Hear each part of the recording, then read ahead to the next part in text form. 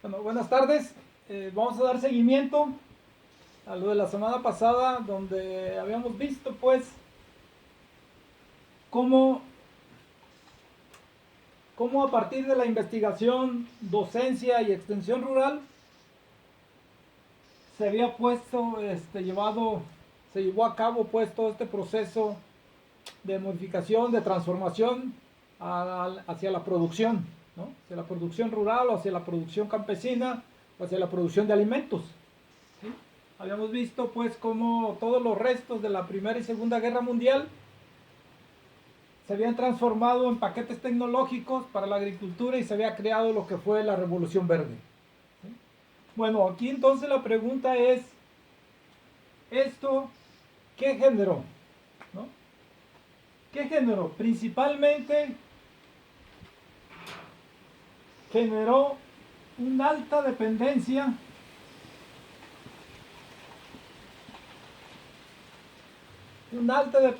al insumo externo.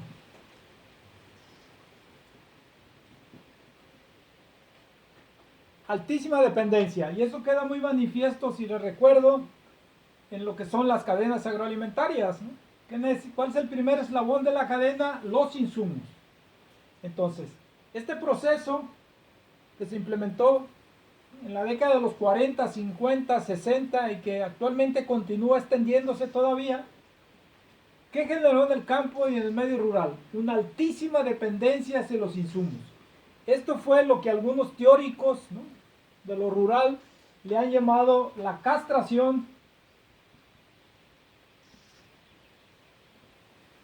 Hubo una castración campesina. Esto quiere decir con que hubo una pérdida de saberes. La alta dependencia actual nos generó una altísima pérdida de conocimiento, de saberes locales, de saberes campesinos, de sabiduría, ¿sí?, de conocimiento popular. ¿Por qué?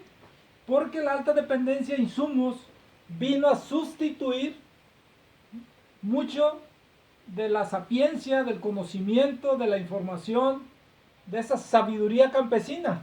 Entonces, ya no necesito esa sabiduría porque yo dependo totalmente de un mercado que me trae los productos, y esto es pues lo que se conoce como la castración al campo. ¿Sí? Se castró al campo, y cuando decimos se castró al campo, se castró el saber campesino, la sabiduría. Otro de los elementos muy fuertes que padecimos pues en el caso de México, se perdió la soberanía alimentaria,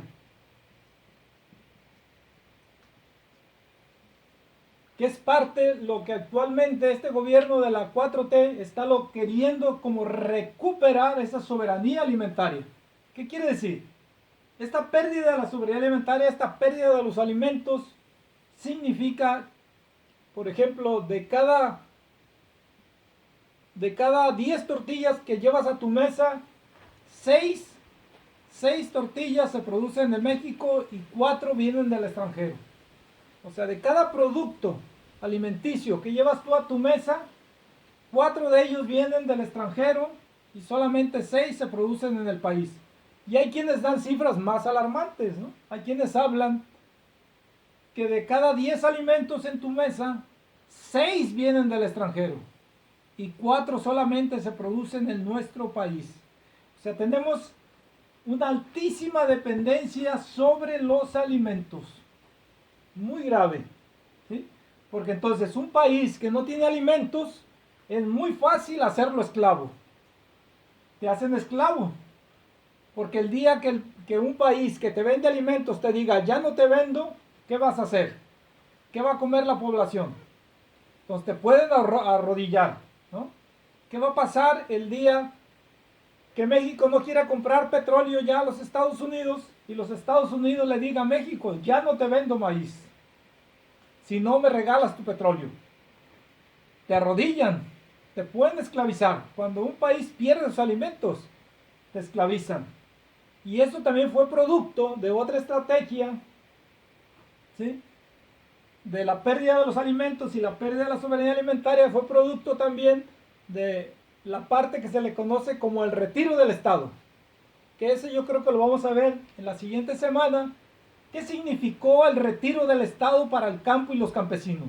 Que principalmente vino a afectar esta pérdida de alimentos, ¿no? Bueno, otro punto bueno que sobresale en estas condiciones, ¿no?, de la alta dependencia de insumos, de la pérdida alimentaria en que sufrimos, que tiene que ver mucho, por ejemplo, dejar de producir maíz en nuestro país, ¿no? El campo dejó de producir maíz. Y los que conocen esta región, acá el Grullo, Autlán, el Limón, si ustedes se dan cuenta, son muy pocos los espacios que actualmente tienen el maíz, ¿sí? Bueno, tenemos un valle ya nosotros acá del Grullo, Autlán, el Limón, de caña de azúcar. Entonces todos esos espacios que anteriormente en su mayoría eran cubiertos por maíz, ahora está cubierto de caña, y muchos de los espacios también yendo para el llano en llamas, ¿no? Lo que es parte de Tonaya, Tuscacuesco, esta zona, anteriormente esas planicies cubiertas de maíz, actualmente están cubiertas de agave. Y si uno se traslada pues para el sur del estado, Ciudad Guzmán, Sayula, esa parte de Zacualco de Torres, Tuspan, anteriormente también eran campos de maíz y ahora son campos de aguacate. O sea, ha habido todo un proceso de modificación, ¿sí? Que todo esto también nos generó mucha migración.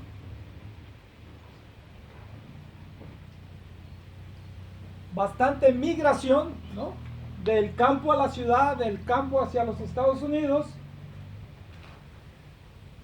Y bueno, ahora vemos pues un campo abandonado donde otras características tiene que ver con el envejecimiento de los comités ejidales.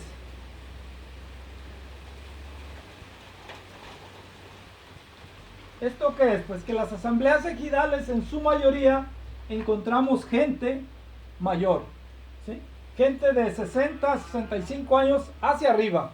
No hay gente joven, porque principalmente cuando se impone todo este modelo de revolución verde en nuestras zonas y en nuestra región, vamos a decir que llega en promedio entre los años 70 y 80, ¿sí? Existe una altísima migración en los años 80 y 90, y vemos pues que todos los ejidos se encuentran por un lado despoblados, con poco joven, y por el otro lado comités ejidales o asambleas ejidales donde básicamente la gran mayoría es gente mayor de 65 años. Y una muy buena parte, una feminización de los comités ejidales. Pues quedan viudas, entra la mujer. Entonces, esta parte es lo que Armando Butler le ha llamado como toda una nueva ruralidad, que se ha venido a integrar pues a todos estos desenlaces, que esto tuvo toda esta imposición de este paquete y esta creación de la Revolución Verde. Fue bien diseñada en nuestro país porque a partir de nosotros en los años 80, ¿sí?, se desarrolló lo que fue el retiro del Estado.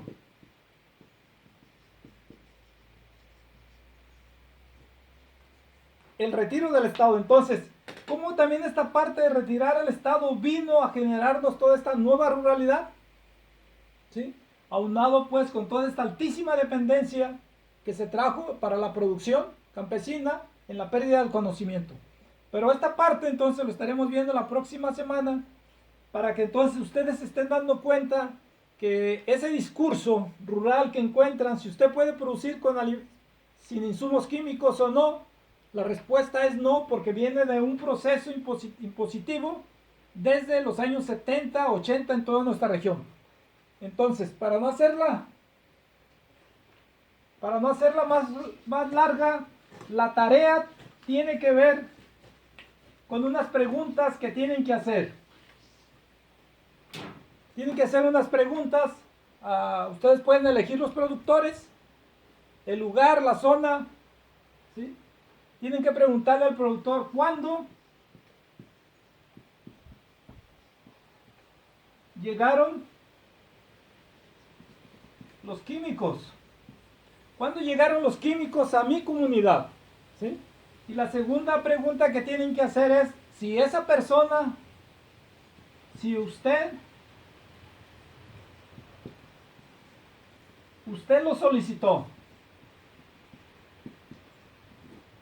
si usted los pidió, usted pidió que vinieran los químicos, ¿sí? Los químicos llegaron. Entonces hay que preguntarle a la gente cuándo llegaron, ¿sí? ¿Usted lo solicitó? ¿Sí? ¿Y cómo ven ese cambio? ¿Sí? ¿Qué hemos ganado? Por ejemplo, tienen que preguntarle qué hemos ganado o qué se ha perdido. Entonces, estas son las preguntas que hay que hacer. Nos vemos en la próxima.